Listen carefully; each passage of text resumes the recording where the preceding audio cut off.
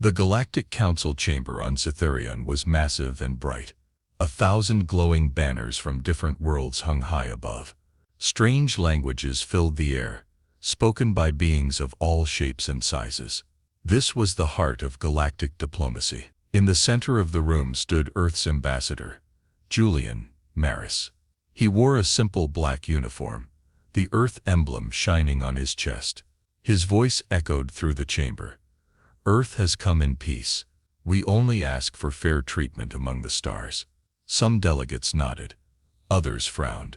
The Council had always viewed humans as too new, too primitive. But Earth had grown fast, too fast for comfort.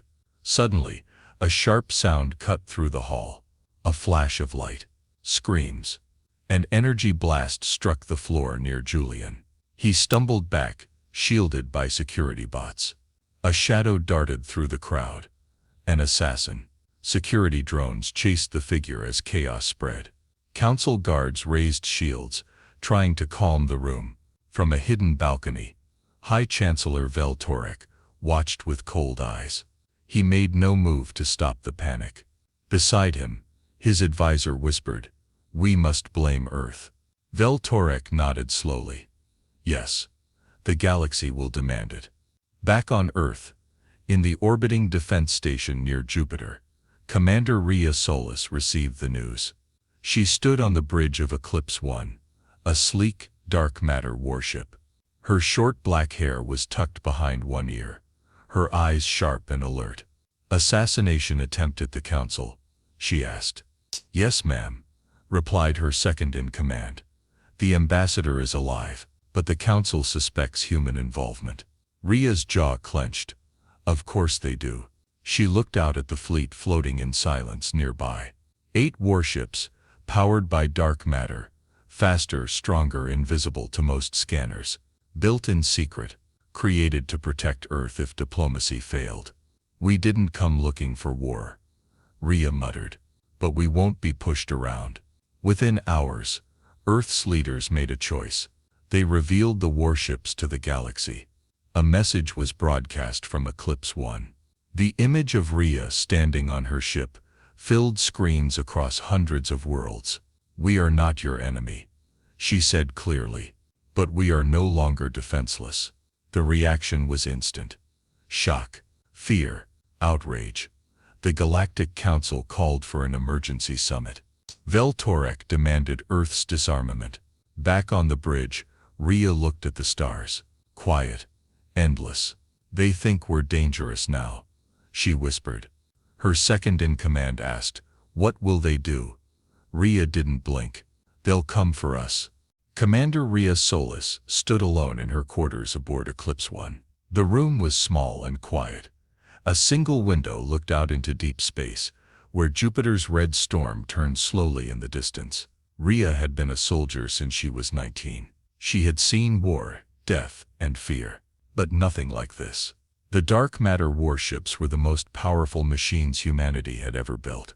They moved silently, fast enough to bend light, shields stronger than steel, weapons that could crack a moon. And now the whole galaxy knew they existed. She sat at her desk and tapped a screen. A video played. Earth's ambassador Julian Maris was speaking again. This time, his tone was different. "The Council believes Earth is preparing for war. They demand we disarm, or they will act." Rhea paused the message.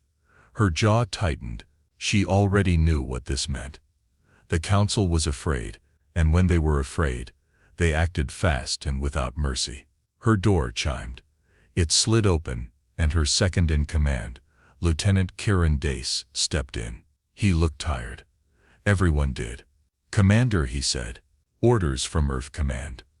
You're to represent us at the Council Summit." Rhea stood slowly. "They're sending me alone. You're the only one the Council respects, or fears." She nodded. It made sense. She had led Earth's first victory in the Mars Rebellion. She had stopped a rogue AI fleet near Saturn. Her name was known far beyond Earth. Kieran handed her a data tablet. "Details on the summit. You'll leave within the hour. The shuttle is ready." She took the tablet and glanced through it. The council wanted to talk, but not for long. Veltorak was leading the charge against Earth. He had already gathered support from several major systems. "They'll try to corner us," she said. "Make Earth surrender the warships."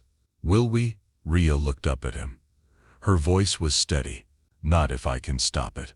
She packed quickly. No weapons, only her uniform. The Earth insignia polished and sharp. Her father's old journal, tucked in her coat pocket, and the necklace her mother gave her before the first contact war. At the launch bay, her crew saluted. Rhea gave them a quiet nod. "Hold position near the asteroid field," she told Karen. "Stay cloaked. If anything goes wrong, protect the fleet." Karen hesitated. "Do you think this ends in peace?" Rhea's eyes were calm. "I hope so, but hope isn't a plan." The shuttle lifted off from Eclipse 1. The ship's engines hummed softly as it left Jupiter's orbit and jumped into hyperspace. Rhea sat in silence, watching stars blur past her window. She thought about the council, about Veltorak, and the fear in their eyes. She remembered what war had done to Earth. Cities in ruins, oceans poisoned, billions gone. She wouldn't let it happen again. Not to Earth, not to the galaxy. The stars continued to stretch ahead. The Galactic Council chamber on Zythurion was cold and silent when Rhea arrived. Its silver walls curved high above, reflecting soft blue light. Delegates from across the galaxy watched her as she entered, some with curiosity, most with distrust. Rhea walked with calm steps, her Earth uniform crisp, her face unreadable.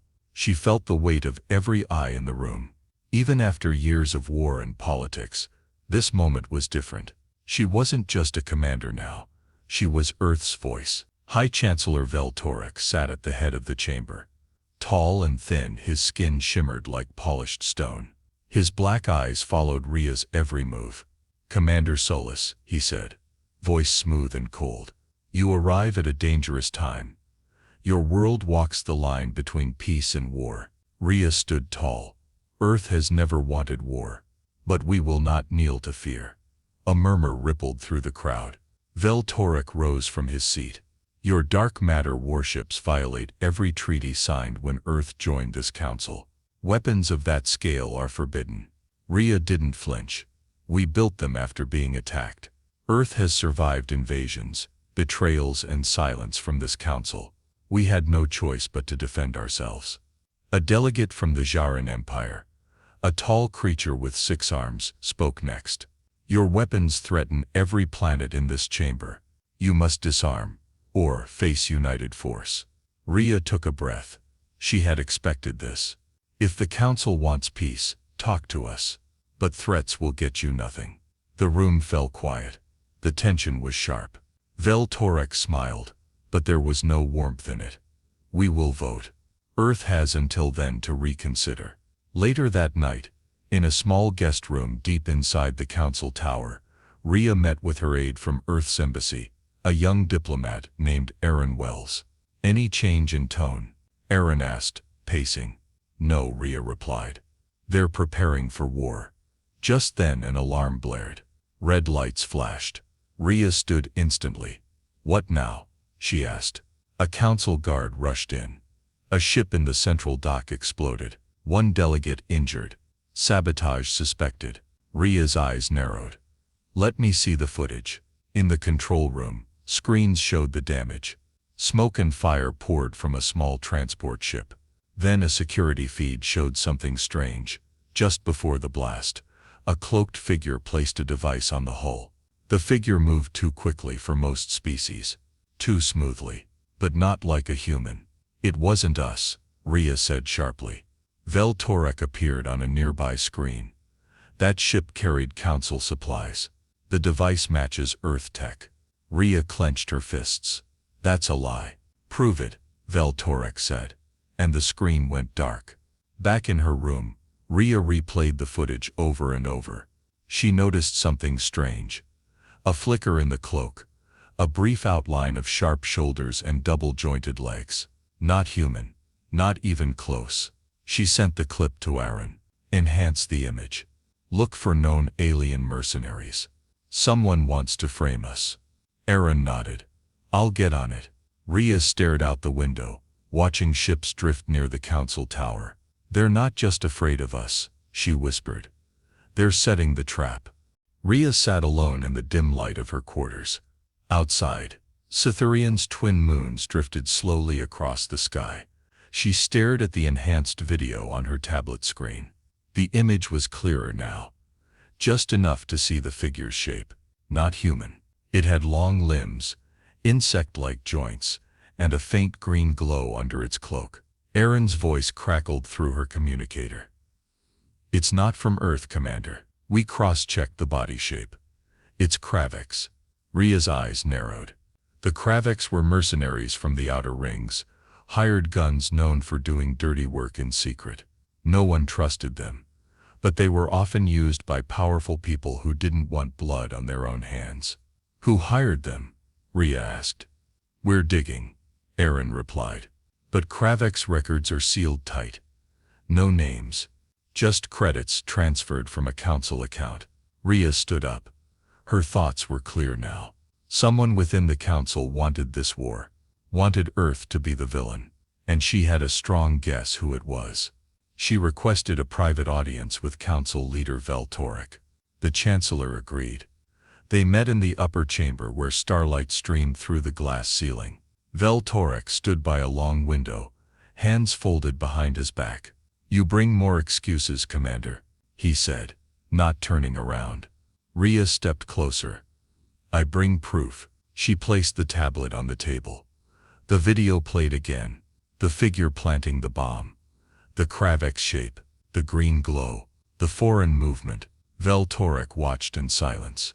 You said it matched Earth tech, Rhea said quietly. But this isn't human. And you know it. Veltorek finally turned.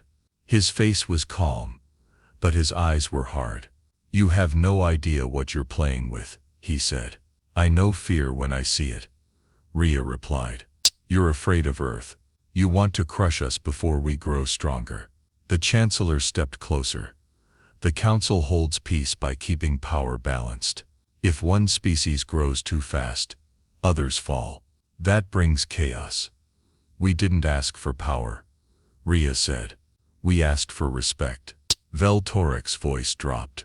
You brought weapons into a fragile galaxy. Now you must pay for that choice. Rhea met his gaze. Then I'll take the truth to everyone. She turned and walked out of the chamber. Back at the embassy, Aaron had more news. The payment to the Kravex came through a shell account, but we traced it slowly. It leads to Veltorek's private fund. It's buried deep, but it's real.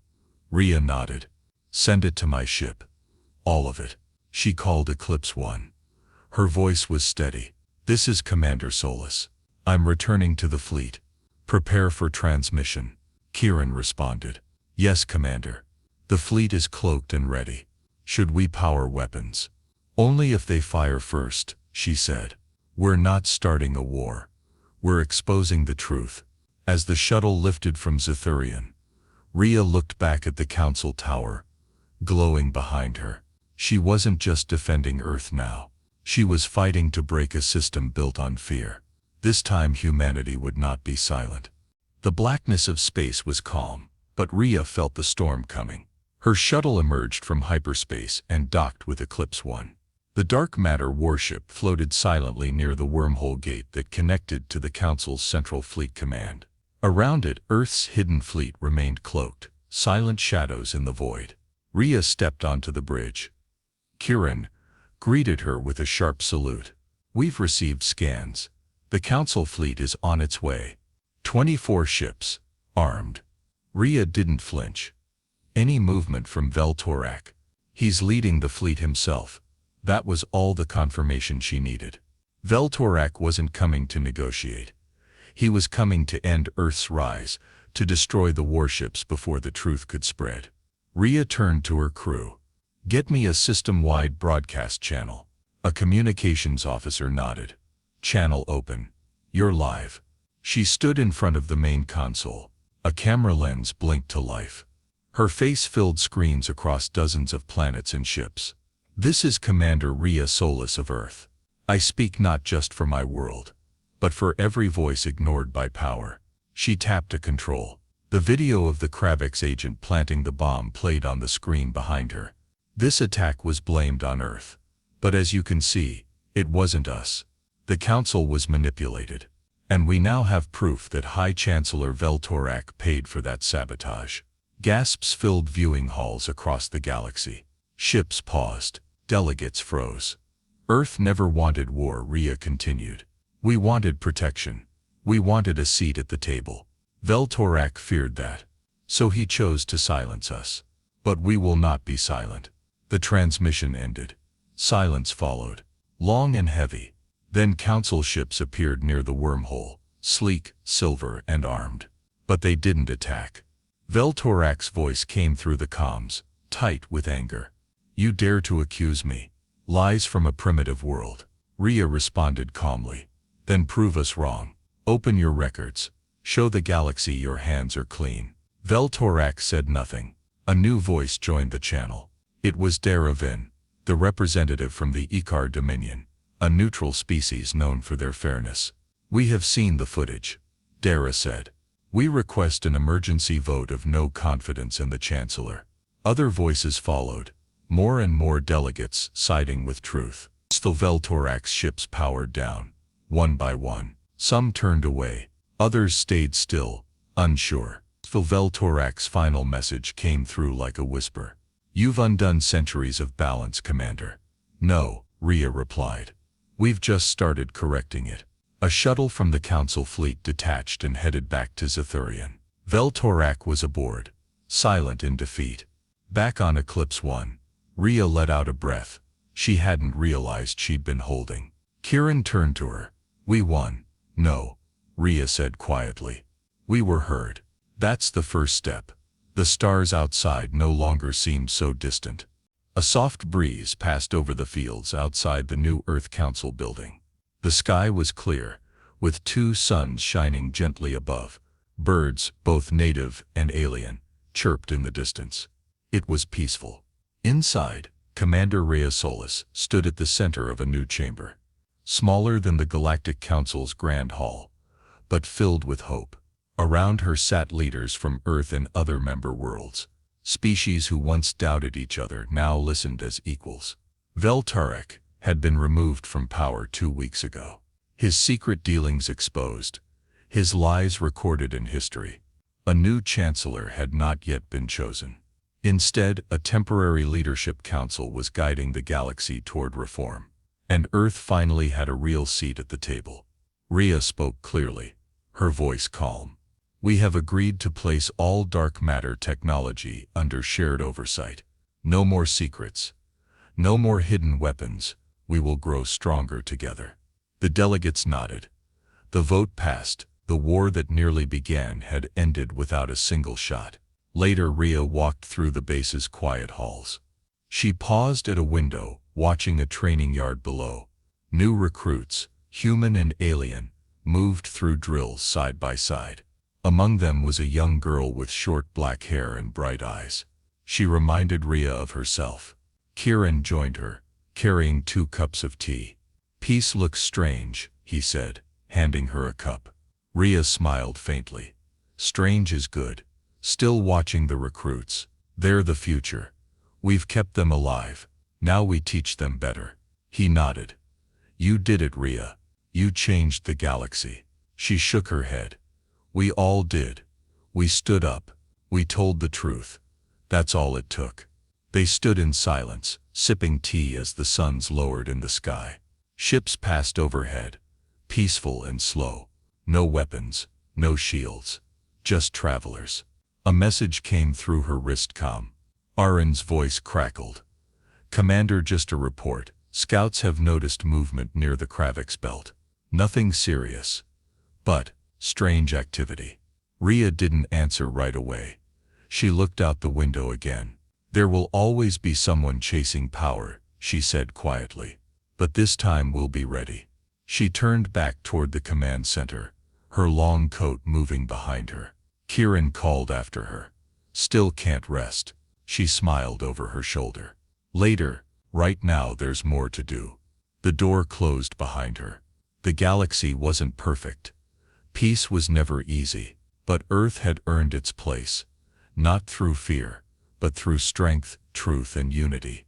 The dark matter warships remained, locked away but always watching. Not as weapons, but as guardians. And above all, Rhea knew this. Humanity would no longer be ignored.